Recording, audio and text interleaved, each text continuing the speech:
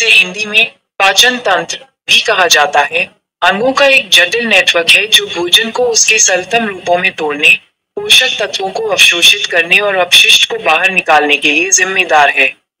यह मुंह से शुरू होकर गुदा पर समाप्त होता है और इसमें कई अंग और प्रक्रियाएं शामिल होती हैं। यहाँ प्रमुख घटकों और प्रक्रियाओं का विवरण दिया गया है। 1. पाचन तंत्र के अंग। 1. मुंह, जहाँ पाचन क्रिया चबाने और भोजन के लार के साथ मिश्रण से शुरू होती है, जिसमें एंजाइम होते हैं जो कार्बोहाइड्रेट को तोड़ना शुरू करते हैं। 2.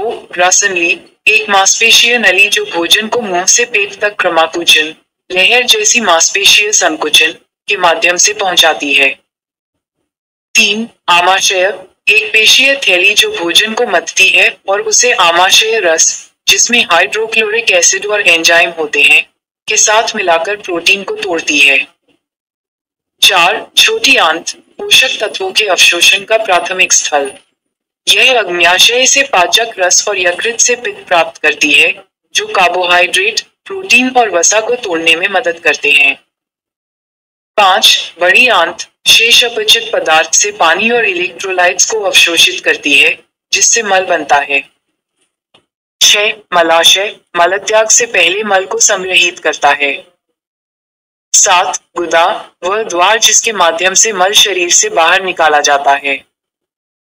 और 8. सहायक अंग, इनमें यकृत, पित्ताशय और अग्न्याशय शामिल हैं, जो पाचन रस और एंजाइम का उत्पादन और स्राव करते हैं।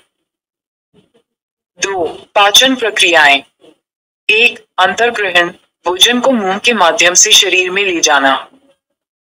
2. यांत्रिक पाचन, भोजन का शारीरिक विघटन, जैसे मुंह में चबाना और पेट में मथना। 3. रासायनिक पाचन, एंजाइमों और पाचक रसों का उपयोग करके भोजन को उसके रासायनिक घटकों, जैसे शर्करा, अमीनो एसिड और फैटी एसिड, में तोड़ना। 4. अवशोषण, वह प्रक्रिया जिसमें पचे हुए भोजन से पोषक तत्व रक्त प्रवाह में जाते हैं और पूरे शरीर में कोशिकाओं तक पहुंचाए जाते हैं।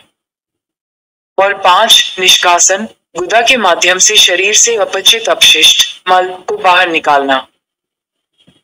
संक्षेप में, पाचन तंत्र एक अत्यधिक समन्वित प्रणाली है जो भोजन से पोषक तत्वों के कुशल विघटन और अवशोषण को सुनिश्चित करती है, साथ ही अपशिष्ट उत्पादों को भी हटाती है।